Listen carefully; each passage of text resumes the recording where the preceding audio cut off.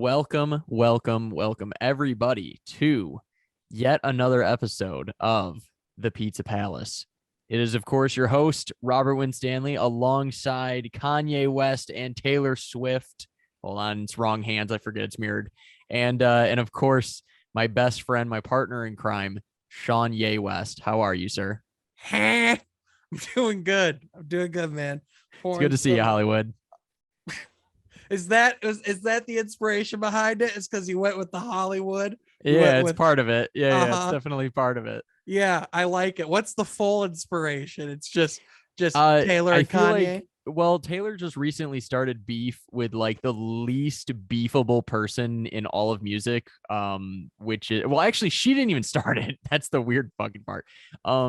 Damon Albarn, the lead singer from Blur, a band that almost nobody remembers for the most part, other than their one song, ironically named Song 2.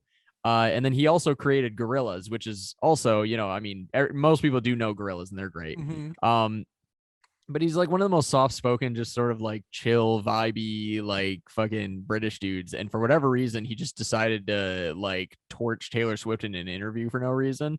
And it's just not been going well. So, much like Kanye started unnecessary and completely what do you call it? She did nothing to piss him off to even earn the beef. So it's like the Kanye Pete Davidson beef, where it's like Pete didn't really do anything to Kanye. Well, hold on. That's a little different because it's a little different. Actively fucking his ex-wife. All right. How about this? That is significantly different. How about it's like when Kanye said George Bush doesn't care about black people? How about that? Well, George Bush doesn't, but so that's also also provoked. Well, it was like an in the moment, But this is totally unprovoked because I feel like Taylor literally had nothing to do with Kanye and also has literally nothing to do with the lead singer of Gorillaz. And for whatever reason, both of these gentlemen have just decided to shit down her throat. Now, there's plenty of things to criticize Taylor Swift for. I mean, plenty of fucking things.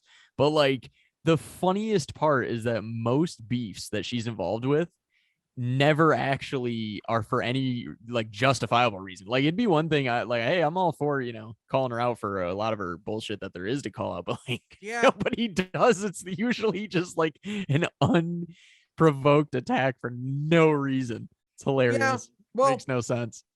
She's so big that it's just like one of those things where it just feels like that's just gonna happen. You know what I mean? Yeah, you're just gonna get attacked for no reason. Yeah, it's like how every rapper wants to beef with Drake. Oh, you know exactly. I mean, it's like, hey, he's annoying, but like, I mean, is he really that like worth fighting? It's like, not really. It's like, whatever. Yeah, it's like with Drake. It's like, oh yeah, I can call him out, and I know I'm not going to get torched in response. And at least if I do, it's going to be by like a prominent writer, who's not. Now, Drake. The biggest reason why I have these two is because today's episode has got a decent amount of beef involved in it. We've got some beef going on. We've got beef between you and me. We have beef. We have beef? Yeah. Oh, we got beef. We've got beef. If we got beef, then we got to get in the kitchen, my guy. What's going on? Oh, we're getting there. You and I have beef. The Nets and actually the city of Brooklyn and James Harden have beef apparently. And one of the greatest players of all time, Alex Caruso, of course, the headband god, the bench man of the century, is beefing with some guy who I still don't know the name of because he's not worth my time. Grayson Allen. Yeah, fuck that guy. Caruso ain't beef with nobody. He's good. Grayson Allen's just a little rat, dude. We'll talk about him in a bit. Yeah, it's definitely still some beef, though. He's not open to the show worthy. He's not open to the show. No, he's definitely not. But no, there's plenty of beef on this episode. And so I felt like it made sense to put one of the most famous beefs of all time in the background. So that is where that came from. Hey, I'm going to let you finish. But exactly. That's correct. That's probably like one of the best live moments in television history in the sense of how bizarre it was, how much it like.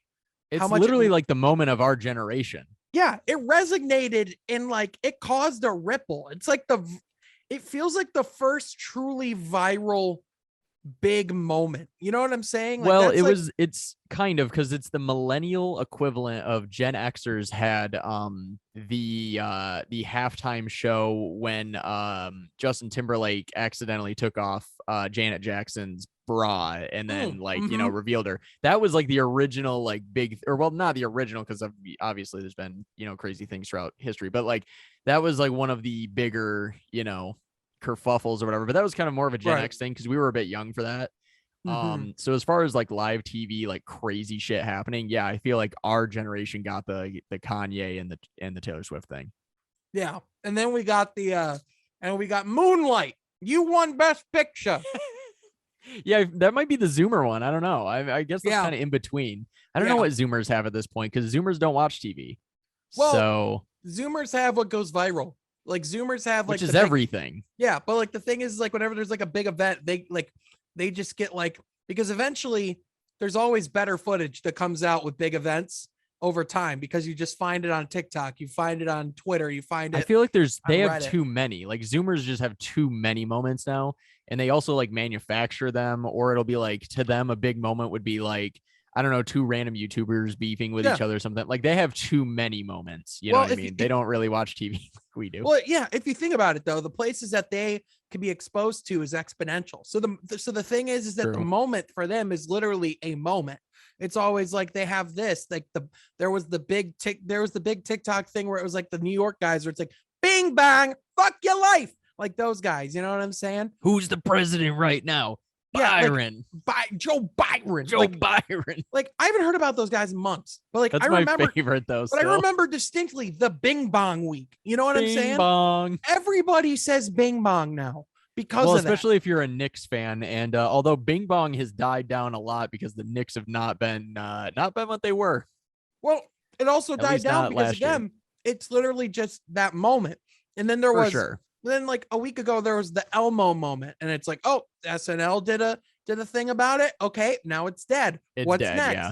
That's the funny thing too. Like SNL used to be the thing that would sort of like in a lot of ways set trends, or they would start like a joke or a meme. Yeah. But now they're like trying to catch up with the memes or like stay current with them, and they just simply can't. And so now it's like they're sort of the media that almost kills memes now, which is kind of sad. I still think that every now and again they have decent stuff, but it's very few and far between. They used to be revolutionary. Now they're reactionary. Yeah, for sure. It's kind of the same thing with like Apple, where it's like, where they have like all these products. And if you don't get an Apple Watch, you will fucking die. Your whole family will die. Everyone in your life that you've ever loved will die.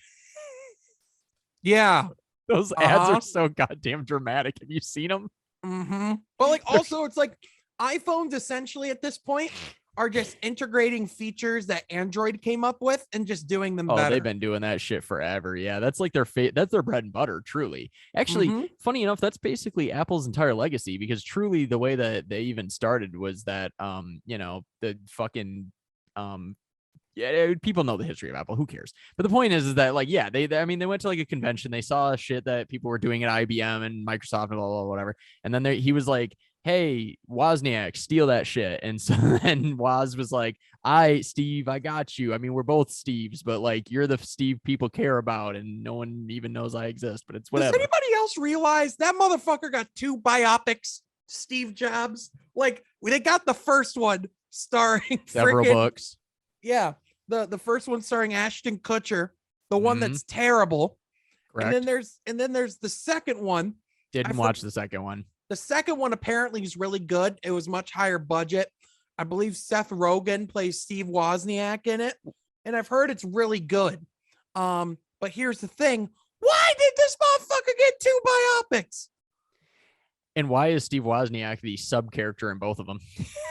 Well, the reason why is because he is sort of the Elon Musk of yesteryear. He was the Elon Musk before Elon Musk. And I would say actually better in some ways. I mean, because I don't know. I guess it's kind of hard to say. I guess they are pretty similar in a way, because it's just both 2 guys who just were sort of dictating to other people their vision, and then they made it happen. And I guess that's kind of what Steve's done. Although, or not Steve, but Elon. Like Elon's thing though is sure Tesla has sort of become something that is used somewhat every day for some Americans, but like Steve literally put a device in your hands that it's just ubiquitous everywhere. I mean, Oh yeah. he didn't like sit there and fucking build the thing, but you know what I mean? He more or less made the concept, whatever. But like Elon, until space travel like really becomes like a easy enterprise for people to engage with like casually, it's like so I don't know. It's hard to fucking say with him. It's like even until electric cars are like the number one most prominent way that people are driving in the morning. Like at the end of the day, right now it's like 1 or 2% of people have electric cars. In reality, like the and who knows with Mark Zuckerberg, he might actually be. Now that I just think of it, he might be the more of the Steve Jobs secretly, depending on how this whole metaverse thing goes. So true. Yeah. Anyway, so our beef. Yeah, what's our beef? Our beef. It has to do with our very own Detroit Lions, and not really the Detroit Lions, but the Detroit Lion fan base. As all what's of this you, beef? I agree with you. Okay, hold on. Well, you don't, but you will get there. So the recap is that as every single person knows, unfortunately, my Tampa Bay Buccaneers were knocked out by the LA Rams. Now, most people rejoiced. The who? What did I say? Who'd they get knocked out by, Robert? Did I say the LA Rams? No, you said the Buccaneers. I mean, no, you said the Rams. You said the LA Rams. My bad. Oh, so okay, good. Yeah, you said the Rams, but yeah, you need to be a little more specific because whatever. Robert, you guys didn't just get knocked out by the LA Rams. You got knocked out by Matt fucking Stafford to Cooper Kupp. Spike it with 4 seconds to go. Fucking free field goal range. Brutal. Free. You know, it But Matt Stafford can't get it done, Sean. But he's not good enough, Sean. He's the problem and why the Lions can't win a playoff game, Sean. He just pads the stats, Sean. He can't get it done in the clutch, Sean. Motherfuckers. Is this real conversations people have had with you? This is just what the narrative was. This is what people believed. Yeah. Like Matt Stafford, just like it was Pat Stafford. Like that was the on-running thing. It was always that at the end of the day, whatever Matt Stafford did didn't matter. He's really not that good of a quarterback. This motherfucker outplayed Tom Brady on Sunday. Well, let's settle down a little bit, but he did. Did he not? 28-38, 340 yards. Didn't Tom no interceptions? Didn't Tom end up throwing for more yards? Let me look. Go check the stats. I'm pretty sure that Tom actually ended up having better stats by the end of the game. But that's really not the point. So a quick recap here. Number one, most people were excited to see my Buccaneers fail, not because they don't like the Bucs, but because they hate Tom Brady. Now, I used to be with all of y'all, but then he came to my team. So sorry, but at that point, listen, if you came to the Lions, if he came to the Lions and won us a Super Bowl, I'd find a way to like Tom Brady. Exactly right. So, I was super, super disappointed. Now all the rumors are saying that he very well might leave. I don't believe it. I think he'll stick around for one last shot. I think he wants to try to win one last trophy. And if everyone stays healthy next year, we can do it. But he said he wanted to play until he's 45. He will be 45 in August. He, on top of that, if he left the Buccaneers, it'd be a $40 million cap hit for him to not play in Tampa Bay. So something tells me if Tampa Bay has control over where he gets to play, I don't think they're going to say, hey, go ahead. We're just going to take the $40 million cap hit. You know what I mean? Well, if he retires, I don't know if that changes things. I don't know how his contract. If he retired, they would still technically have control of his contract if he were to come back. Like he's still. I don't think he's ever going to play for another team. I don't think that's the discussion. I think the discussion is just whether or not you're really thinking if he's going to retire, if he's going to play. Oh yeah, no, for sure. Like all of the narrative has been that Tom might be done. Like done. Yeah. And I think he'll probably stick around for one last season, try to go out on a championship and then ride off into the sunset. I sure as hell hope that's the case because I really, really want this core to have one last shot to go win us a Super Bowl before our Super Bowl window closes. And yeah, I'd love to see if we can do it. I'd love to be able to put a third trophy in the case. And then unfortunately, then, Tom's going to be itching on 46 by then. And then we will be entering the next rebuild, which scares me to death. But, I would like one last ride. It's been a very quick and very insane ride as a Buccaneers fan, because we went from a bullshit team with no future basically to suddenly Super Bowl contenders the last 2 seasons. And that's been really, really cool and really fun. But I have a feeling that as soon as Tom leaves, it's just going to be back to the sad waste of a life that I had before. So it would be really great if he could do us one last fun year, and then he can do what he's got to do. But yeah, talking about Sunday's game though. Yeah, the Bucs, can I touch on go for it. Can I touch on the Buccaneers real quick? I think Tom Brady knows exactly what he's doing. If you followed him the past couple of years, he's really started to engage with content and media and all that kind of stuff. That's, he's really stepped it up in that part. I think Tom Brady knows the power of announcing one more year and one last dance, and hyping it up that way. So I think Tom Brady knows exactly what he's going to be doing. I think he is going to be playing, but I think he's setting the suspense to come in with an announcement that he is going to play for one more year. And I think he's going to very much do what Kobe did and what Dwayne Wade did, which is pretty much say, yeah, this is my last year. So I could very much see him doing something like that, because for one, getting knocked out the way that he got knocked out, Tom Brady is the most competitive human being alive. And for sure. And if that was it, I don't think he'd be satisfied, which is crazy, because to you and me and any other human being alive, it's like, listen, literally at this point, what else can you achieve? You know what I'm saying? And like the answer to Tom Brady is another ring, because that's always going to be the thing. It's always going to be, but I can get another one. Like, it's like, that's just who he is. So I think, especially with how things went down with the Antonio Brown situation, kind of getting betrayed there, and like just seeing him like walk out the door, I don't think he'd want a season to end like that. So I think if you're Tampa Bay, you're gonna go out and you're gonna try your best to really capitalize on this one last year you're gonna have with Brady. I think you make moves that both capitalize on just getting this year done and winning as much as possible. But I think,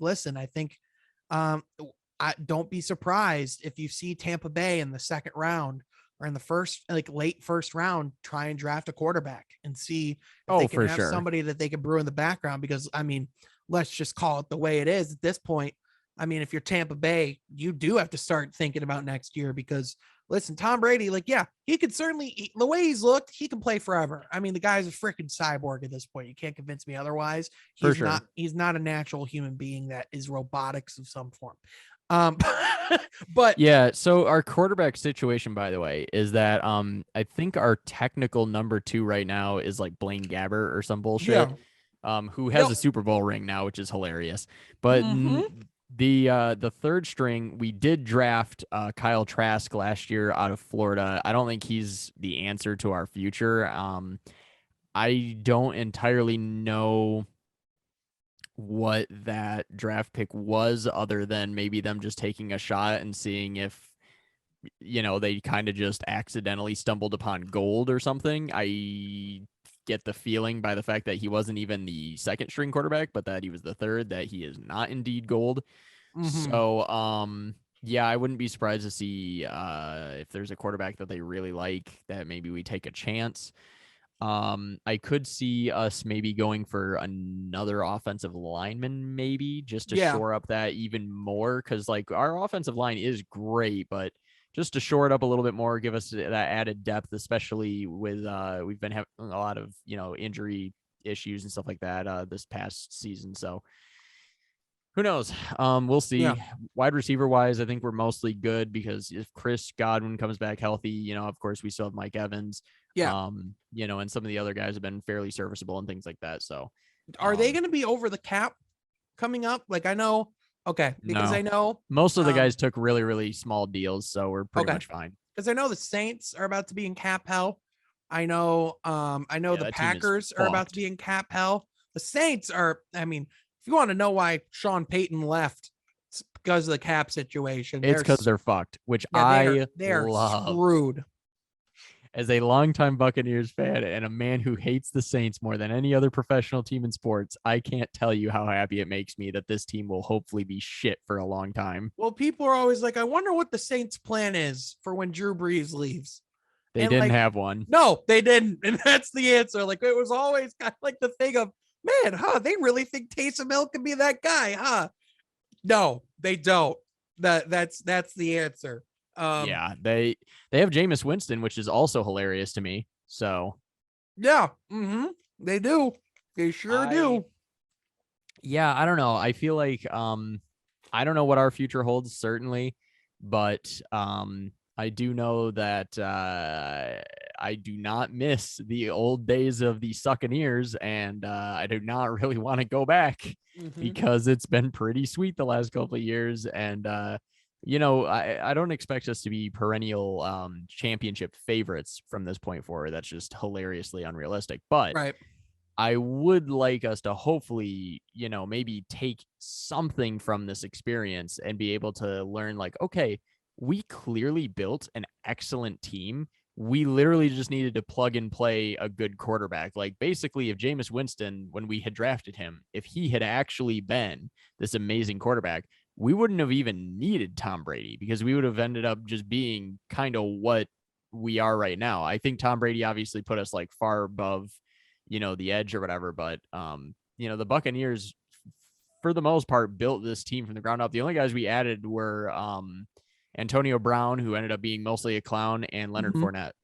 So I want you to bookmark. Oh, and Rob Gronkowski, LOL. I want you to bookmark this moment because I just had this idea in my head and I realized it's happening instantly as I thought of it. So, Jimmy Garoppolo. Don't you fucking dare wish him on my team, you son of a bitch. I'm not wishing it. I would rather take Derek Carr, who I also love from my other team. Don't you fucking dare wish that shit on me. I'm not wishing it on you. All I'm saying, listen, if you're Bruce Arians and you look at a guy like Jimmy Garoppolo that's going to be available as a backup quarterback, you have him learn the system for a year behind. Oh, under Tom Brady? Under Tom. That will definitely not happen. No, that'll 100,000 trillion% not happen because they already have beef. Listen, I understand. Hey, it's the week of beef, apparently, okay? It is the week of beef, but that is literally never going to happen. I don't know. All I'm saying. I don't think. Here's the thing. Do they hate each other? Yeah, that was like half the beef that started in with the Patriots. So the whole thing that actually is not great for the Buccaneers is the fact that Tom Brady is unbelievably selfish at the quarterback position. What? He does not hold the same ability to sort of compartmentalize. Well, no. He doesn't have. So like Drew Bledsoe, right? When Drew Bledsoe gave up his job to Tom Brady, he was pissed. And obviously he didn't like the situation and it was not great and all that kind of stuff, right? But at the same time, he kind of understood where things were and he taught Tom everything and he, whatever and stuff like that. Now, Tom does not possess that within him. I don't think Tom has this, I'm going to teach this guy to replace me mentality. I think Tom has the like, good luck, kid, go fuck yourself because this is my goddamn ship. Like, you know what I'm saying? So I feel like, and that's the problem is like Garoppolo, he was underneath him with the Patriots and he was immediately like, whoa, what the fuck is this? Like, you guys are going to replace me? Are you out of your goddamn mind? Like, you're not going to replace me. Right. And so I just don't see, even though he's in like his last season, probably, I just still don't see that ego slipping away enough to where he'd go, well, it's my last year. You know what? I'll teach this kid as well. No. I think he's just willing to go out in a blaze of glory and fuck the Bucks. You know what I mean? Like, I don't think heavily invested in our future. I think he's just kind of like, whatever, this was fun. It was a good vacation home, maybe win a couple Super Bowls, whatever, who cares? So, yeah. And I think that the Buccaneers, their only shot at having a future at quarterback is pretty much just going to be in the draft. There's no way, even as much as they should, and as much as I would love if we could get a Derek Carr, or I guess maybe a Jimmy G, or someone who could go underneath Brady and learn from him, that would be fantastic. But it's just straight up not going to happen because Brady's ego is too big. That's why that's why Blaine Gabbert's on the team, because he knows he's not a threat. No one's fucking threatened by Blaine Gabbert. You out of your mind? There's no shot he's coming in the game. I don't know. No, I'm kidding. That's literally the reason why he's on our team, is because Tom just laughs at him. He's going to be such a douche post-retirement, isn't he? I don't think he's going to be a douche, to be honest. I think that as much as I think, would not take a quarterback situation, or he doesn't take competition well because of how competitive he is. And I don't think it's because he hates that other guy. And I don't think it's because it's like some sort of ego thing necessarily. I think it's just a competitive edge of like, no, I'm still good enough to win. You're not replacing me. Like, fuck out of here. Right.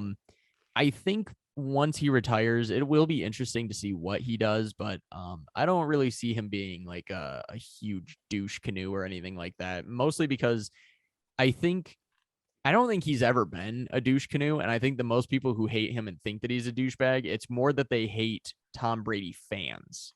You know what I mean? I think that the ethos around Tom Brady is douchebaggery. I don't know that Tom is actually a douche. Whereas like LeBron James, like not only are his fans douchebags, but also LeBron James is a douchebag. The TB12 shit though is kind of like snake oil shit. That's my thing. But he does believe in it. It's not snake oil only from the sense that he is all in. Don't get me twisted. My issue with him is that he doesn't believe it. My issue with him is that he does believe it. Well, for sure. But like, yeah, I think, it'd be one thing if he was sort of like Joe Rogan or fucking, what's his name? Alex Jones or something like that, like hawking these pills where it's like, it makes you smarter or whatever the fuck. And you're like, no, it doesn't. What the hell are you talking about? Like if it was some shit like that, where it's pretty obvious that it's bullshit, I don't think, then it would be pretty whatever. But the TB12 thing, I don't even know if it even is snake oil or not, or whether or not it doesn't work, because clearly it's worked for him. So it's like, I don't even know. Yeah, that's a whole other rabbit hole we could go down, but to go too far. What I will say, obviously, listen, the Bucs are going to be fine. More than likely, Brady's going to be back next year and they're going to contend. But the Rams, dude. Oh my! First of all, you guys really tried to lose. Well, you guys being you liking Matthew Stafford, but they tried to lose that game so badly. They should have lost that game because our defense shouldn't have fucked up. But because our defense decided to fuck up, unfortunately, we went home. Listen, yeah. Rams did their damnedest to lose that game. However, Matthew Stafford repeatedly put them in positions to win. Cam Akers, really damn good. Odell Beckham Jr., really damn good. Cooper Kupp, really damn good. Aaron Donald, fucking insane. Tom Brady never looked particularly comfortable in the first half until obviously, which is exactly what I said, by the way. There was two things I pretty much said in our pre-coverage, whatever. Yeah. When I was saying there was two things that were going to happen, more than likely, is that the Buccaneers were going to be completely mismatched with the fact that we have key injuries that are going to make it really tough for us to score points, and that also Aaron Donald's going to be a real issue because our offensive line is hurt, missing Tristan Wirfs, stuff like that. That was completely true. I also said that the only way that the Rams lose this game is by making a bunch of mistakes, which they did, which almost cost them the game. So both ended up being true, and yet the Rams still fucking won. But the difference was Matt Stafford at the end of the game, the dime of his career, the bomb of his life, the play that will define the legacy of Matt Stafford, that they will show in Canton, Ohio, when he is a first ballot Hall of Famer. If it But wasn't for the anyway, fact that I have already shit talked the 49ers and Jimmy Garoppolo hardcore to my brother and my dad, and now I need the 49ers to lose just to prove my point about them. If it wasn't for that, I would hope that the Rams get blown out by like 50. Why? Just to fucking shut you up. Stafford? What's wrong with Matt Stafford? It's what's really wrong with the fans of the Detroit Lions. You guys are so cucked at this point that you guys are rooting for the LA Rams. It's fucking sad. Well, no, listen, here's the thing. In all seriousness, you want to know the honest to God By the truth way, of it? sorry, I'm trying to find the team stats here on Tom Brady, by the way, if you're wondering what I'm trying to do here. It is honestly the fact, as a Lions fan, it was never a question for the vast majority of the fan base of whether or not we had the right guy in the building. If there is anything that has been abundantly clear, it is that for the first time ever in the history of the Lions franchise, they had a quarterback whose arm talent was among the elite. A lot of his passing stats for where he is in his career are at the highest of his age. Like he breaks records consistently. He goes out and plays his ass off for Detroit each and every week. And it was always, okay, we just need to get a good coach. We need to get a good front office. We got to figure that out. We have our guy. But to see... And they never built around him properly. And that was the thing, was that it was always, oh, Stafford don't got it. Detroit don't got it. So to see a guy who literally gave his all for our city, who sacrificed a lot because of it. And listen, we were at a stage where he was getting to the age where, you know, he had to figure out if he could win this one. We were in a position where we needed to start over, or we needed to rebuild because we need to address everything. We're ripping the guts out of this sumbitch because it was set up bad, right? It's For vindicating to see a guy who still loves the city of Detroit, who still, despite everything that he was put through by our organization, to see him go out and the first legitimate shot he's got, he shines. And not only does he shine, he beats Tom Brady at his stadium in the final seconds of the game. Like, to do it against that guy in that fashion with that throw, and to also have the moment where he's like, come on, we got to spike it. Looking exactly like when he was in a Lions uniform, dude. First of all, as a fan of the guy ever since I was a little kid, that was awesome to see. But also as a Lions fan, it's proof that if we don't get that right, it doesn't matter if we have Joe Montana in the building. You know what I'm saying? Like, we have to get this fucking right. And so to me, this is a celebration on one hand, but on the other hand, it's affirming everything I've ever felt about the Detroit Lions. And I still love them. Don't get me wrong. I'm not one of these bitter fans. It's like, oh, well, we're getting a worse draft pick every time the Rams win. Like, fuck that shit. It's just saying, listen, this guy deserves it, man. And that's just what it is. He deserves it. And we as fans get to celebrate that victory because of everything he's done for us. So very true. And by the way, he did, and I think mostly because of his big game-winning pass, he did surpass Tom Brady by the end of the game. He threw 28 for 38 with 366 yards. Tom threw 30 for 54 with 329 yards. Yeah. So yeah, his big throw, I think maybe was what did it there.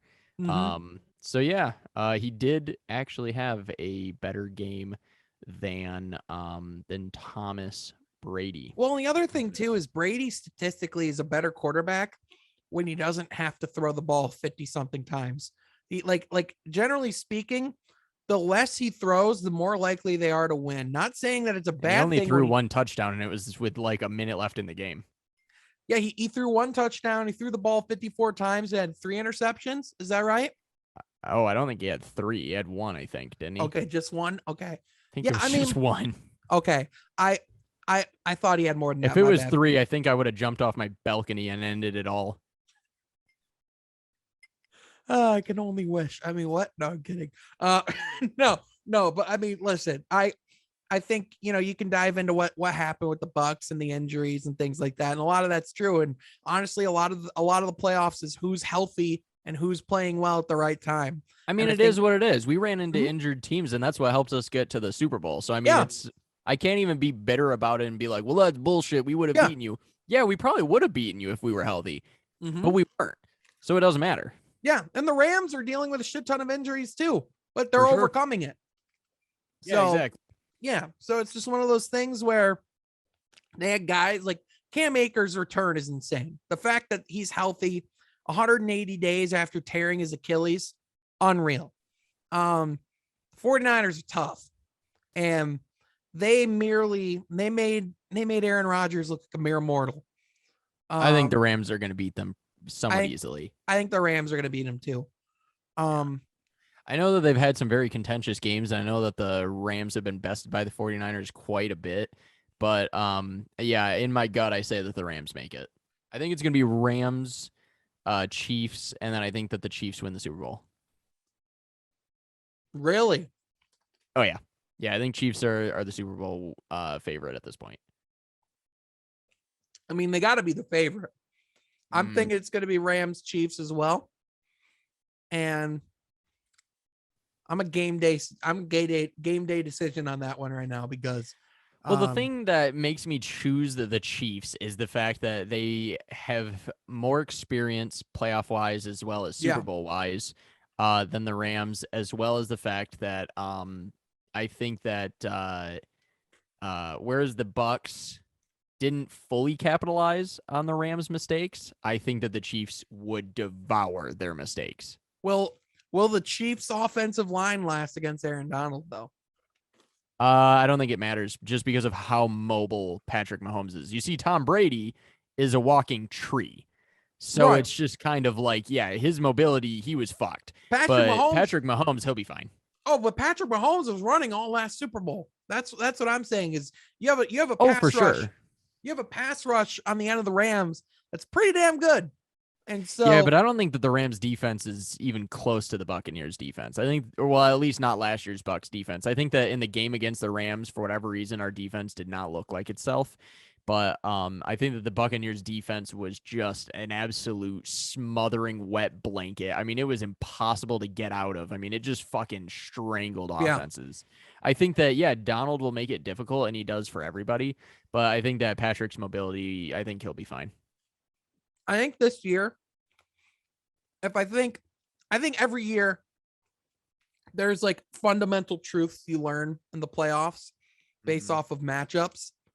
And I think it's that you either want to have the quarterback that can put the team on your back, or you want the quarterback that doesn't have to put the team on their back because the team you have is so good. You know what I mean? For sure. It's like, because like besides Patrick Mahomes and Joe Burrow, like you have one conference where you have two quarterbacks that had to carry you to get to where you're at. Completely. Patrick Mahomes had to do miraculous shit to make the Chiefs even stay alive. Literally. Him and Kels. They were down by a touchdown with 40 seconds to go. And they just turned around and just 20 seconds scored a touchdown. It's unreal. That's just the type of shit that it's like, listen, because the Bills beat the Chiefs that game. They really did. But they didn't beat Patrick Mahomes. And Patrick Mahomes or the got coin them toss. there, or the coin toss. And then at the end of the day, once the Chiefs got that, it was over. No one was stopping Patrick. Patrick Mahomes was not going to miss another pass that night. It just wasn't going to happen. So, and neither I think was Josh Allen. I think that, yeah, literally it was just whoever gets it. And I think, to be honest, it was kind of fair in that way, because I think that if it was endless overtime, I think that it would have almost never ended. So, yeah, but it's just a bummer when you have a game that has as many twists and turns as that one has. When it ends via a coin toss, essentially. Oh, yeah, it doesn't make you feel good. Yeah. But I definitely feel like the Bills defense completely shitting the bed with 13 seconds on the clock. They fucked themselves on that one. The Chiefs shit the clock too, though. That's the thing. Just 20 seconds before. Yeah, so that's true. It really, both teams kind of shit the bed. It's just kind of who had the opportunity to shit the bed last. You know what I mean? Pretty much. Yeah, I don't know. I wasn't like overly hurt by it, but I also didn't have a huge investment. Although if I was picking a team that I was rooting for, it was Bills Mafia because I just love those psychopaths. Yeah. But at this point now I'm rooting for Joey Burrow because I absolutely love that man so much. Yeah, Joey is he's in a situation. I mean, listen, Cincinnati's just playing with house money right now. They shouldn't be here. They're here because of how well they've been playing. That offensive line, Joe Burrow is so good that the fact that he gets sacked as many times as he does seems to not matter. The Titans. Can you imagine if it was Bengals Rams, by the way, in the Super Bowl? Because the Rams would absolutely murder Joe Burrow. That offensive line. First of all, as soon as they fix it, by the way, the Bengals are going to be incredible. But in the current situation that they're in, if they went to the Super Bowl, oh my Jesus Christ. Oh yeah, 100%. The man would be dead on the ground. Also, it is the second quarter and Josh Jackson just got himself ejected. So anyway, he just got his about second, that in a second. There's beef. We got beef. He's just got his second technical foul, and it is halfway through the second quarter. So, anywho, fucking A. Currently, it is after the first period, Golden Knights Hurricanes, and the score is 0-0. Go Knights, go! As I'm wearing my Islanders shit, I just happened to throw this on, but hell yeah. Yeah, unfortunately, the Islanders are having a horrible season, but it's okay because my Vegas Golden Knights, although they've had a decent amount of stumbles as of late, they're still in the mix, so I think we'll be all right. That's fair. Well, hey, Robert, we got some more beef to squash. We do have more beef to squash. I think you and I got through our beef pretty well. I think overall you and I are good. It's just... Oh, for sure. I think it was mostly the meme of just like, the the bullshit of your Matthew your quarterback versus my team. And unfortunately, it is what it is for the Bucks. They get to enjoy Cancun now, and it is what it is. And we'll try again next year. So the one last thing I will say, NFL wise, Aaron Rodgers. Now, it's just a joy to be able to come on this podcast, especially after, can we just call it an annoying season? Where he's been extremely annoying. Because if you want to talk about a guy who's going to be a douchebag when he retires, it's that dude. Oh yeah, because he's a douchebag now. But anyway, he has this amazing ability to give you reasons to hate him all the time, but then play such all-time great football during the regular season that it's impossible to not marvel. The guy's probably going to win MVP. I'm sorry, I just saw the most amazing shot from Evgeny Svechnikov, and it didn't go in because we got saved by the post. That shit should have gotten past Leonard immediately. That was nuts. Anyway, sorry. So I just saw Hamidou Diallo get so high up that he could have bit the rim. Anywho, he just yammed it. But anywho, you have a situation where you put the Packers through all that in the postseason or in the preseason. In the preseason, only to shit the bed against the goddamn 49ers at one of the hardest places to play in your home field, in your conditions, cold temperatures. Yes, snow. Literally, the game made for you to win against Jimmy Garoppolo. I'm so sick of Packers fans telling me that fucking Lambeau Field is this hard place to play. You can't be Aaron Rodgers in the freezing weather. Teams aren't ready for it, blah, blah, blah. That has been proven wrong so many times that it's just become laughable. They're 7-5 there in the last 20 years in the playoffs. Zoink, Scoob. Or since 04, something like that. Dude, they've had 2 all-time Hall of Famer quarterbacks and only have 2 championships to show for it. So, I mean... Yeah, and it's just listen, there's his legacy at this point is that's it. It's everything in the regular season doesn't matter when you can't do it when it matters the most, especially by teams that, let's be honest, the 49ers, they didn't exactly play an inspiring game of football. They just, they blocked a punt. They blocked a kick. My brother and I, we were watching the UFC fights while that game was on. And we had you're welcome for the invite, by the way. I was just going to say, thanks for the invite. By the way, we were one fight away from actually hitting a parlay, and we were like, see, Sean was the bad luck. And then we lost. So it is what it is. Fucker. Anyway, we'll talk about that later. Yeah, we totally fucking cut you out. I'm sorry, my friend. Yeah, you really did. The fuck. Anywho. It's all right. You'll be at the next one. It was kind of like literally a last second thing. Anyway, Point is that we were watching that, but then we had it on our phones, the football game. And we agreed that it was maybe the worst played game of football that has ever happened in NFL history. Like, it was so fucking ugly and unwatchable from both sides that we decided that both teams should have just gotten a loss and both been eliminated. And then the 100%. Rams and the Bucks would have had to have been a best of 2 or something, like, or a best of 3 or whatever. Like, literally, like, what the fuck? Well, it's like, how many teams do we see, by the way, that the fatal problem that we see week 1 is what ultimately bites them in the ass?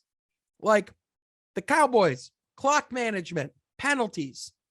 The Packers, intelligence. Yeah, the Packers, special teams. The Bucks, their health.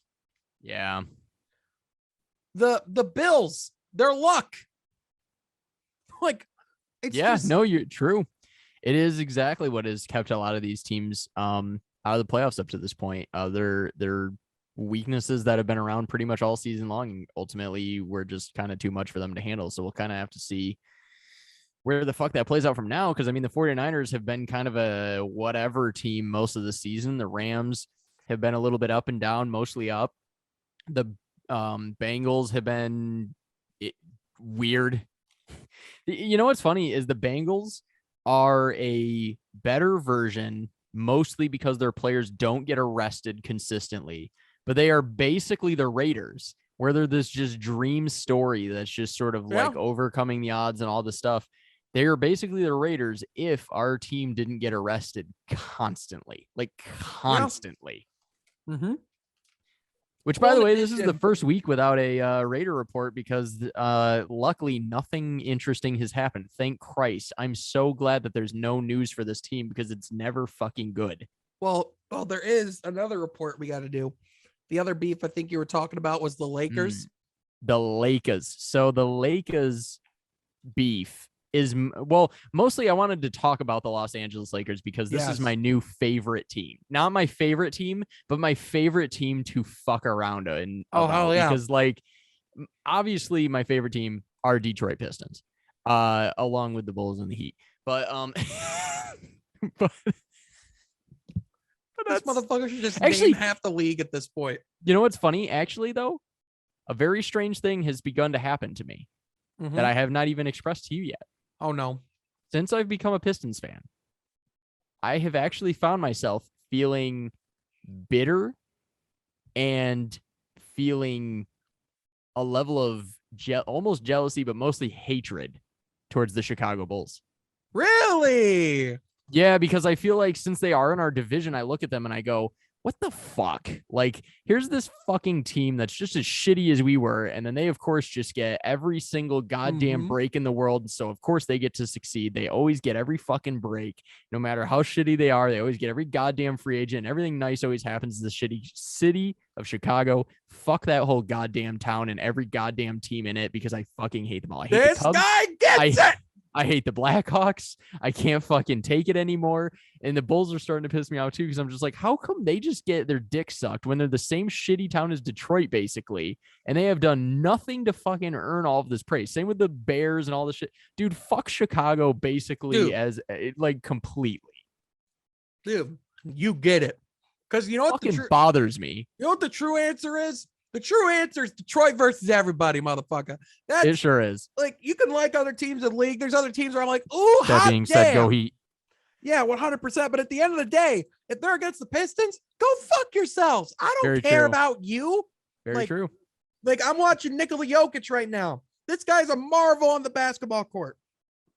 7 feet tall, could do things that I couldn't even dream of doing in a video game. And you can't teach that. And you can't teach that.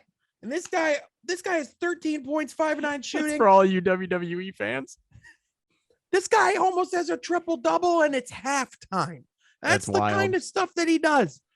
But, you know, at the end of the day, fuck him. Detroit versus everybody. You know what I mean? It's like, no, dude, it's just like so frustrating, specifically with Chicago, because it's just like there's so many parallels between our two areas, if you will.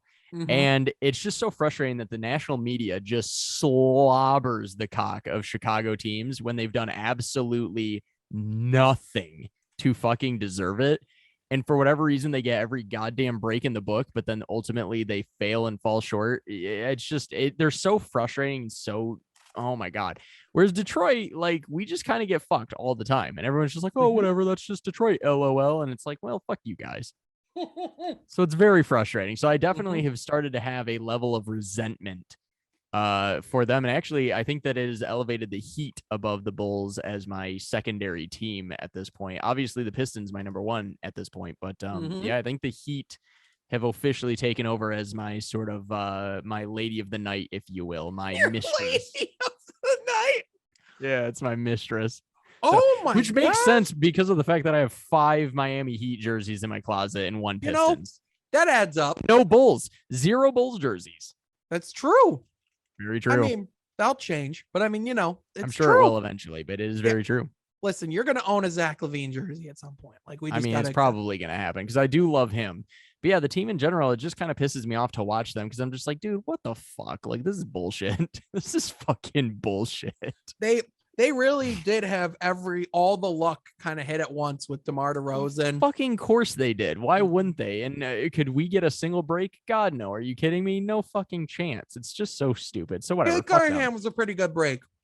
He's a pretty decent break, but we need a few more.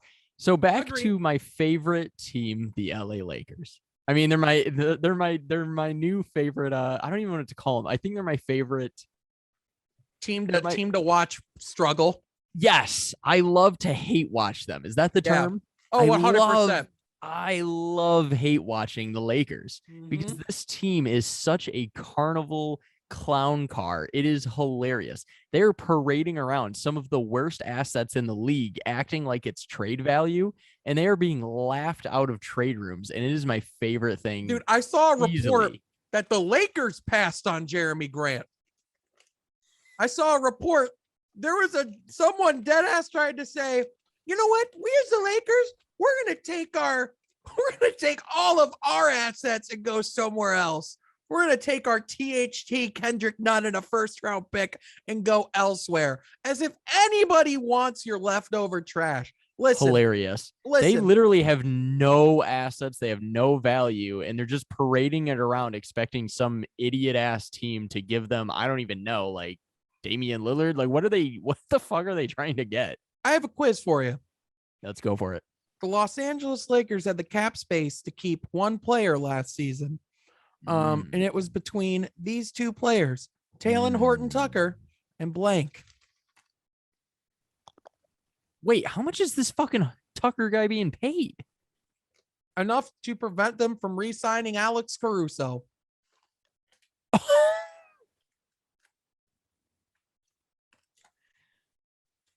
Wow. All I have to say is wow. They chose Talen Horton-Tucker over Alex Caruso because of his trade value. Wow. Which is turning out so well, by the way. Absolutely great. Hilarious. That's such a Laker ass move. And honestly, I'm so glad they did it. But that actually perfectly segues because mostly I just wanted to laugh at them trying to parade around fucking garbage as if it's a trade value. But that does segue perfectly into the Chicago Bulls beef, which is, of course, Alex Caruso having his arm sprained, broken, something. Yeah. So fractured his wrist. He was going up for a layup. He sure was. And Grayson Allen Listen, I'm unfamiliar with him, so I'm definitely going to need to be caught up to speed here. yeah. So Grayson Allen, played at Duke. Are you I familiar with? already hate him. Yeah, that's exactly it. So, are you familiar with JJ Redick at Duke and his time there at all? Not really. So like when it comes Okay. to college basketball, I don't watch it even just the smallest iota. There's only 3 teams that I pay attention to. Notre Dame, who's always irrelevant, but it's my favorite college, so whatever. Michigan State, only because they're the only team relevant that's near me, and Mm-hmm. fuck Michigan.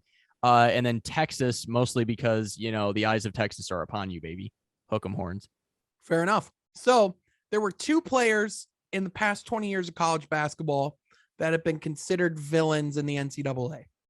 Those 2 players have been JJ Redick and Grayson Allen. What do they have in common? They're both pretty pep white boys that shoot the ball really well and play at Duke. Um, and JJ Redick kind of had that mantra, and he would play a little dirty, kind of played really hard, but at the end of the day, he was a great player. Grayson Allen, very similar, except the difference between him and Grayson is Grayson Allen was caught multiple times intentionally tripping players during games. Like as they're going to the basket, if he's on the bench, like there have been multiple clips of Grayson Allen tripping players to a point where Coach K suspended him indefinitely during his senior season.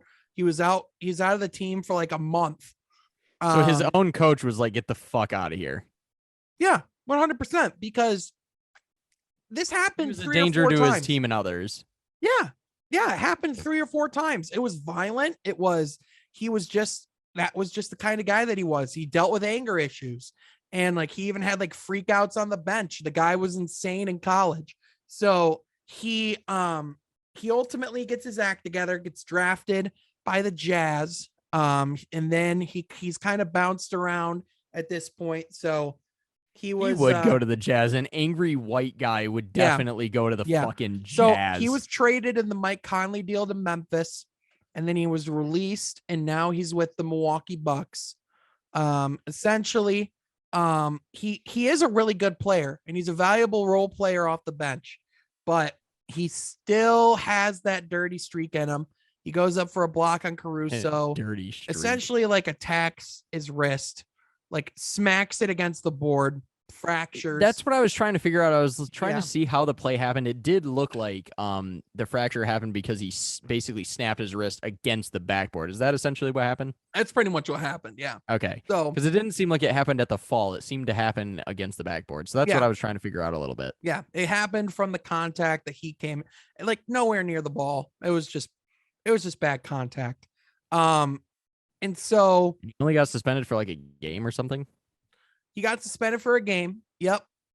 Which Isaiah Stewart got suspended for 2 games. LeBron got suspended for a game for his thing. So not a great look. I think it's just, listen, I think a lot of people are overreacting just in the sense of his reputation. I don't think it was like the worst thing I've ever seen. I don't think it was 100% malice. It wasn't great.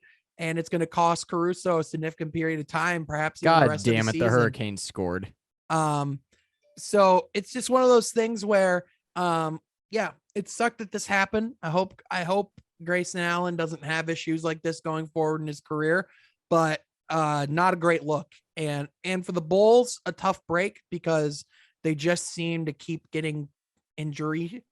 Now we really need, they really need Jeremy Grant at this point, because they are starting to lose some valuable pieces, specifically when it comes to firepower. So a report came out today regarding Jeremy Grant that he's not upset with the Pistons. It's just business. They're both kind of on the same side of, hey, if this trade idea does happen, here are the names of the teams I'd like to go to. So apparently there is a list of names of teams. 2 teams in particular that have come up in talks have been the Atlanta Hawks and the Sacramento Kings. Now, the Atlanta Hawks is the one that's the most intriguing because we could possibly get John Collins in return, who wants out of Atlanta, and Cade Cunningham plus John Collins would be pretty freaking nice. I could talk myself into that pretty quickly because honestly, I have loved watching Trae Young and John Collins play. So yeah, and it's almost, in money wise, it's almost a direct swap. So it makes a ton of sense. He'd be a really good pick and roll partner alongside Cade, and then whoever you draft next year. And that's kind of your core. Is Cade, John, and whoever you bring in. It's pretty good. Now I will breaking, say, ladies and gentlemen, the Golden Knights are fucking terrible. They are now down 2-0 to the Hurricanes. I want to kill myself. this is a laid back episode, by the way. Like me You're just sitting saying. here eating like a bag of fucking popcorn. I love it. And me just being very depressed about the Golden Knights, which And is the becoming Bucks. a little too fucking common, by the way. Yeah, the Bucks I'm a little bit over. I'm back to hockey season. Yeah. Now that my teams are eliminated, now football is essentially dead to me. But yeah, watching my stupid fucking hockey team lose, God. Well, we're watching the it, Super Bowl together, right? So fucking annoying. Yeah, at this point, now that it's just gonna be whoever the fuck, I don't care.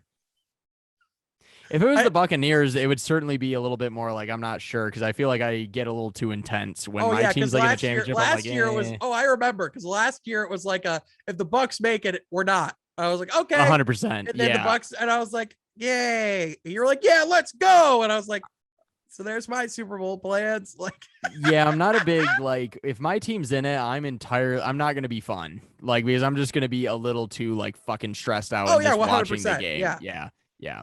It's especially like, since it was the fucking Super Bowl and it was the first time they ever made it. If it was like a team that I'm used to seeing make it all the time or whatever, then it'd be one thing. But none of my teams ever make it anywhere because they all fucking blow ass. Hey, Robert, what teams do I root for again? Okay, fair. Like, are you like you motherfucker? Like, are you really pulling my teams don't ever get to have anything? Literally, listen, it's been since 2009 for the Yankees. It's been since 2017 for the Golden Knights. Robert, last year for the Buccaneers? Can I ask you a question? Let's hear the question. Do you realize Matt Stafford has more playoff wins in the past 2 weeks than my franchise does since 1954? Do you realize that? That's fucked up because your last playoff win was what, 93? Yeah, literally in my lifetime, Robert. I'm 24 years old. I am not a spring chicken anymore. If anything, I'm a boiled egg that's been on the counter. You weren't even alive the last time that they won a fucking playoff game. I mean, neither was I, but Jesus, I was closer than you were. Yeah. All I've gotten was the Saints playoff game, was the Cowboys playoff game, and the Seattle Seahawks playoff game. The Dallas one where we had the pass interference call that was blown. Bogus. Yep. Yeah. Oh, but Dak, but freaking what's his name? Wide receiver. He played for Oklahoma State. Dez Bryant. But Dez didn't make the catch. Poor fucking Dez. Shouldn't have even been there. Pass interference bullshit the week before, but that's fine. We had other things to talk about. So the other beef that we had, if we're gonna just randomly interject there, is aw, look at my puppy. Oh, Bella. Oh, look at her. She's so cute. Anyways, you can look, but you can't touch. So the other piece of beef that we had was between basically the whole city of Brooklyn, a place I'm fairly fond of. It is technically on the island somewhat. Brooklyn versus what is his name? James Harden.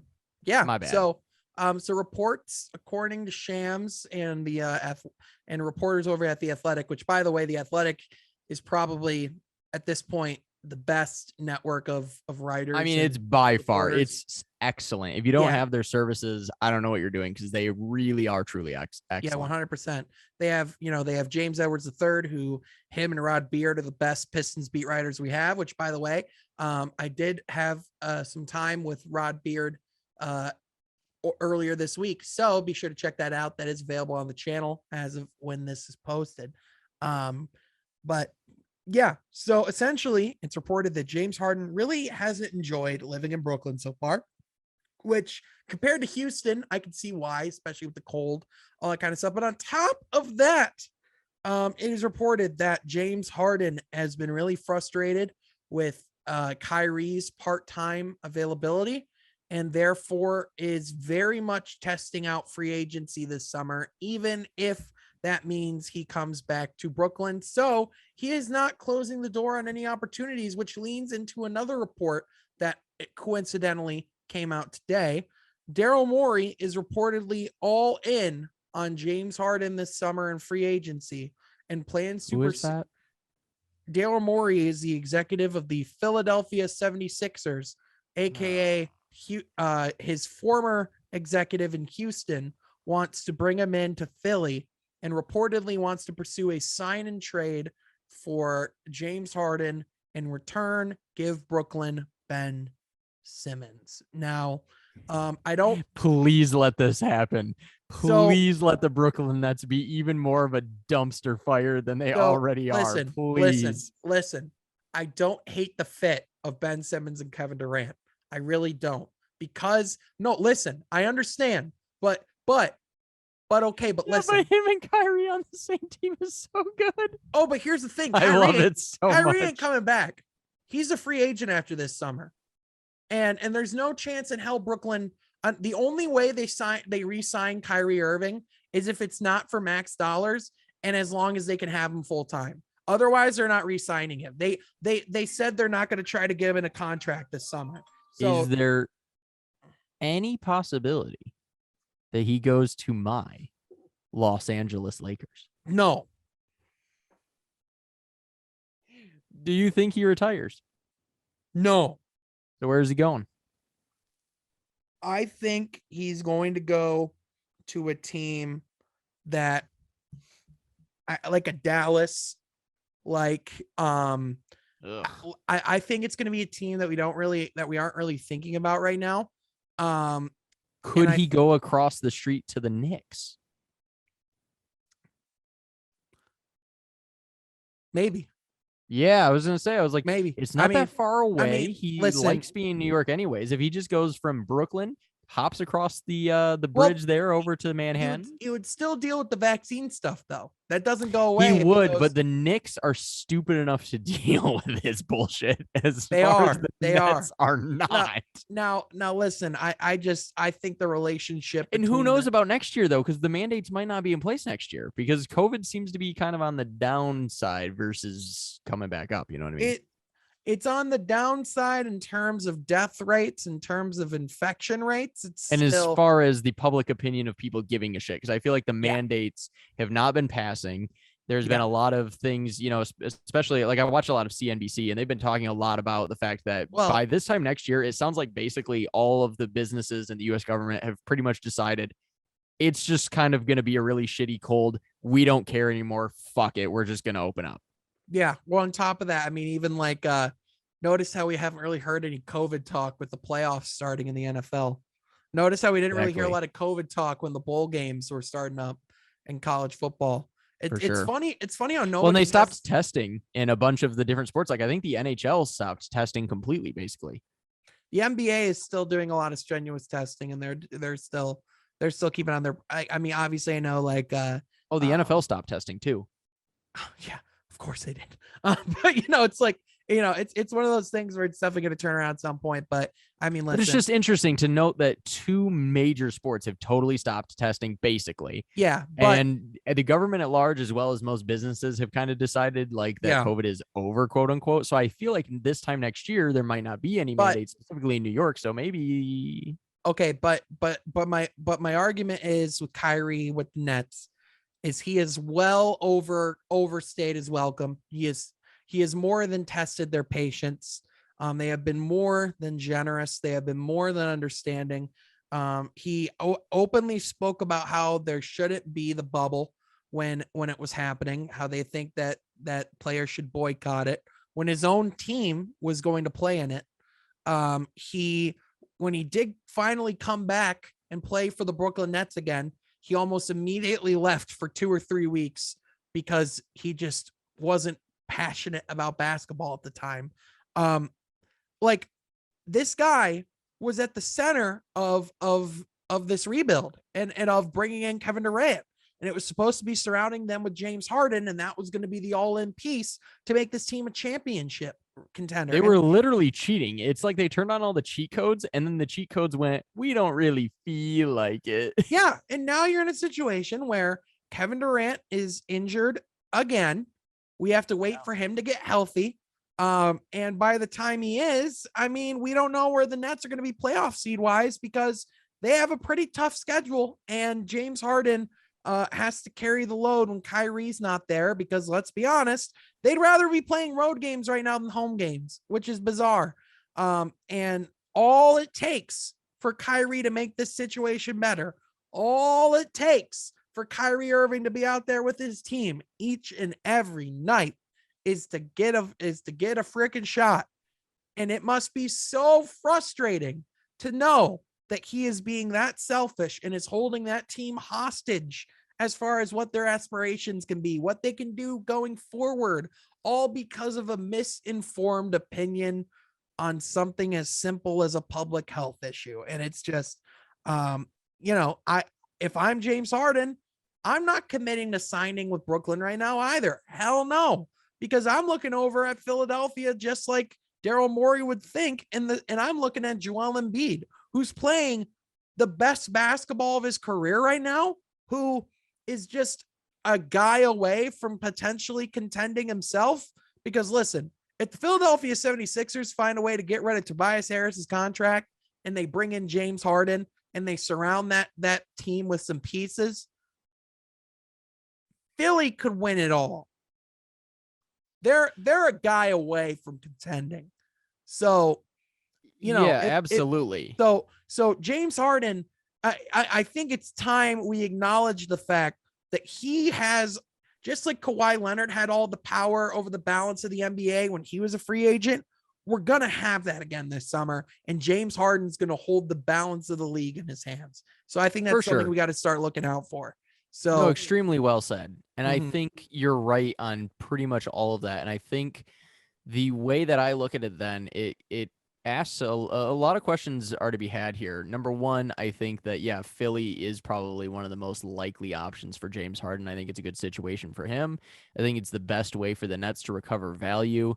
Ultimately, though, if it's just Kevin Durant and Ben Simmons, I mean, if it works out and they can win a championship together, well, then great. But the thing is ultimately, if things do not turn out right this season and they're not looking great, then this entire cheat code method that they tried was one of the biggest failures in sports history. And it's insane because it doesn't make sense. It's insane that this group of these three guys, if you go on your NBA 2K and put these motherfuckers together, you're winning like 10 championships in a row. Like, it's silly. Yeah, part of it isn't their fault, I would argue. I think health got in the way last year, and I think this year Kyrie got in the way. And oversized shoes. Yeah, that too. But I don't think if they lose James Harden, I don't think that's the end of the Brooklyn Nets. I don't think that's the end of them even contending, because I think the one thing that they do have, or they would have that Philly doesn't, would be a desire to make a Ben Simmons move. And they wouldn't be nearly as picky as Philly would be as far as what they could get in return. So as say, if a team like the Kings came to them and said, we'll give you Tyrese Halliburton and a first, and then they can go get Tyrese Halliburton, and then they can flip that first for another quality guy to bring alongside him. That's what I'm saying is, like, even if, like, yes, that would be a failure of that roster in particular. Yes, that's what I'm saying. Which I agree with. However, that wouldn't be the failure of the Brooklyn experiment, because that would be the chip that they would be able to play, is what to do with Ben Simmons. It's just like when the Warriors, when they got D'Angelo Russell and that sign and trade back for Kevin Durant going to Brooklyn, they used that time that he was on the roster to see if he'd fit. And by the trade deadline, they were like, he's not going to fit. So like, let's trade that. And they got Andrew Wiggins in return, who is going to be starting in the All-Star game for the West this year. So I'd say that trade turned out pretty well for them. So, For you know, sure. like things can be salvaged. I'm not saying that they're going to still win a title, but like right now, If they don't win a title within the next 10 years, or really the next 8 years, within 8 years here, if they don't win a championship, I think that they are easily one of the most cautionary tales and one of the biggest failures in sports history. Like, you simply cannot get 3 Hall of Famers and not win a fucking championship. Like, that's just insanity. Well, but it's also the cautionary tale of who you bring in and what you're building, because if you're, a lot of it's about culture, right? Well, right, but and then so that's kind of part of what I mean, though. It's like, obviously, like, just putting 3 superstars doesn't just ultimately mean championship immediately, but I think it's totally the cautionary tale of like, yeah, you can put these 3 guys together, but it's got to be the right fucking 3 guys. Well, You that's can't what just I'm do saying. this. That's what I'm saying. We're saying the same thing, which is, Mhm. listen, you can bring in 3 superstars, but you got to bring in the right superstar. You got to bring So in if the there's one. no COVID next year, quote unquote, do you think the Knicks are the most likely then for Kyrie? I think the Knicks are certainly an option. I think, listen, it's hard to tell what his suitors would be because of the fact of what he brought this last season. It is it's very similar to the Antonio Brown situation in the NFL, where it's who's willing to take that risk, because there is the risk of what you bring in the locker room. I hope he goes to the Ravens, by the way. Listen, yeah, God, what a situation. He posted, I'm a little scared. He posted that jersey, that picture in the jersey. I'm like, please tell me that's Photoshop. But anyway, Dude, if that happens, I'll be so happy. I would have feelings about it. But anyway, I know you would. oh boy, would I. But that's not for today. Today's a happy day. This is the beef pod. Don't do this to me, Robert. I love you. Anyways, no, but sure. You got me losing my train of thought. But it's the thing of it's I'm about sorry, building the culture. Kyrie's gonna be a problem wherever he goes. So it's got to be either the right locker room that's not going to take that shit, like possibly a Miami, to say, we'll give you a chance, but you're not coming in doing that. And Kyrie would have to accept it, or it'd have to be a super forgiving culture that would just be paining to or longing to have a star like him there. So I think that's going to be your situations. That's your scenarios. And right now, if my Miami Heat do not win this goddamn championship this year or next year, then I am okay with Kyrie. Fuck it. You're not winning a championship this year. You're sure as hell not winning one next year. Fuck you. Your situation in Miami doesn't improve as years go on, unfortunately, because you're old. You're old. Fuck you. You're older than me. I know I am. So the big thing though that I also wonder though, so you were mentioning that one of the big problems with James Harden, right, is Kyrie. Assuming that COVID no longer an issue, if that means that Kyrie's out, do you think that the Nets can convince then James Harden to stay with Kevin Durant, and then they can maybe find some value somewhere else to be able to get another piece that could help them? I definitely do, because I think what they have to play at that point, if they are able to bring back James Harden, the thing that you have to consider is that opens up another max contract salary slot, which not only opens up that level of money, but it opens up that level of ability to add other guys around them to actually make that roster be good. Because LeBron James. Well, yeah, because God, no. But like, seriously though, it's just one of those things where it allows them to bolster their bench or get other guys on like mid salary contracts that can come in and make a difference. I mean, let's just, like, for example, look at the Phoenix Suns. The number one thing they have going for them is their depth is 1 through 12, all the different guys that they can bring in and play good basketball. They have two superstars, and then they have an all-star caliber center. And then it's just a ton of guys that can play. You know what I mean? So yeah, for sure. I actually think it would be a best case scenario to be able to keep Harden Yeah. get rid of Kyrie, and then shore up everything else. I think that sounds a lot fucking better than Yeah. losing both Kyrie and Harden and then getting Yeah. Ben Simmons. Even if Ben Simmons can turn his career around, Yeah. I'm not sure that he can or not. Well, It's hard to say right now. and listen, I think a lot of what James Harden is expressing right now is how frustrating of seasons it's been, how difficult it's been living in New York with COVID. I mean, Brooklyn's a cold Yeah. place. And when you're living in a city that's as vibrant and lively as New York during a COVID pandemic where you really can't go out much because if you do, you're getting tested and you could possibly be in protocols. You owe it to your team to be responsible and safe with that shit. Like, yeah, of course, that's not going to be nearly as good as Houston because even if you can't go anywhere in Houston, at least it's warm. You know what I You'd mean? rather be getting DUIs in Vegas, He, exactly. like the Raiders. So, I mean, obviously, I don't think at the end of the day, I think a lot of it is just the situation he finds himself in. And I think it's just the fact that he hasn't really in 5 years been able to have a ton of say as to where he ends up because he didn't sign with Brooklyn. He was traded to Brooklyn. So I mean, obviously that's where he wanted Although, to go. Right? that clearly was, and I think he assumed that the situation was not going to be what it was. Yeah. And I've found that this is a real problem in both the NFL and the NBA so far of guys thinking that they can sort of almost having like that cliche girlfriend mentality of the like, I can fix him.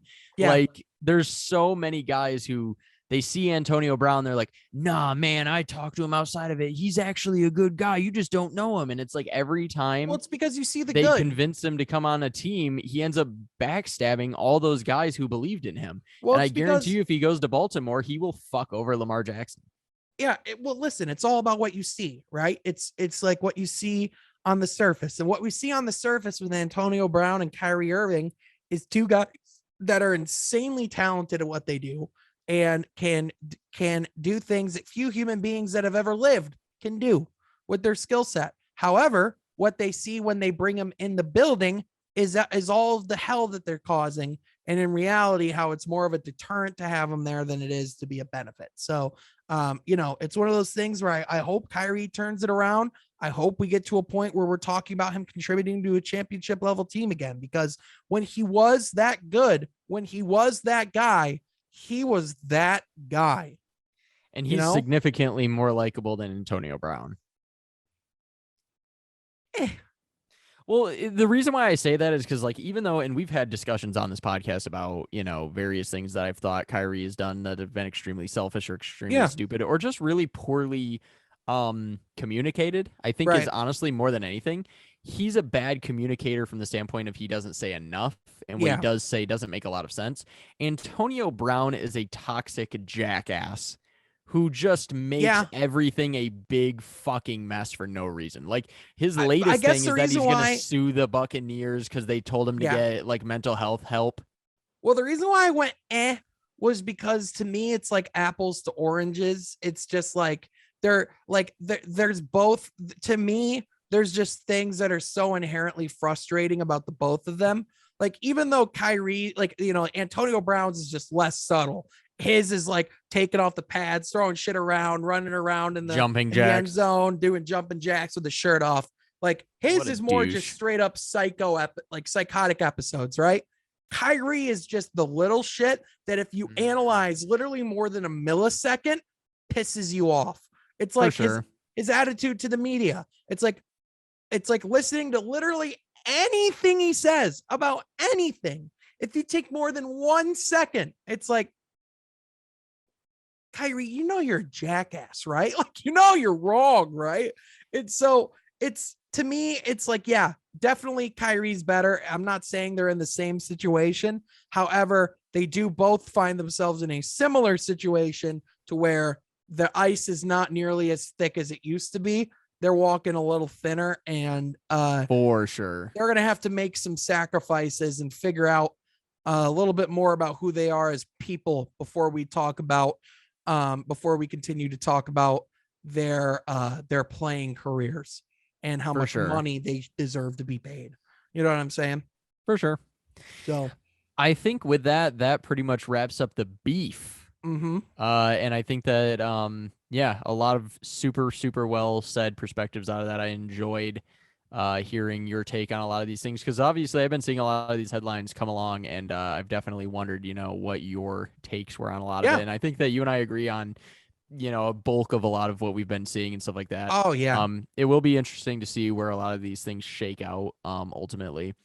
But I look forward to this weekend. We've got Me too, ourselves man. the Kansas Shitty Chiefs against the Cincinnati Bungles. Joe Burrow versus Patrick Mahomes. You couldn't write a So better. awesome. You couldn't write a better AFC Championship game. The Truly. present versus the future. I would say, Sure. they're both. In my opinion, I think, we got the three quarterback. We got four quarterbacks in the AFC right now that I would say we're going to see dueling it out for years, and it's Justin Herbert, Joey Burrow. Oh yeah. Well, Justin Herbert's not in it anymore.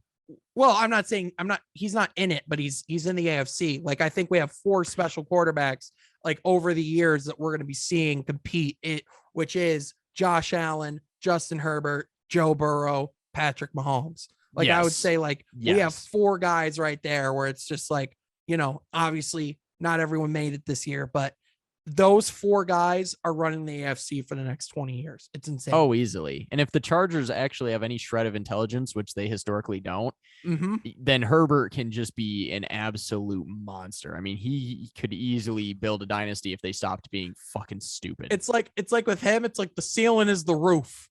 You know what I mean? It's like, yeah, this thing whatever can be damn fucking high. roof that the Chargers put on it.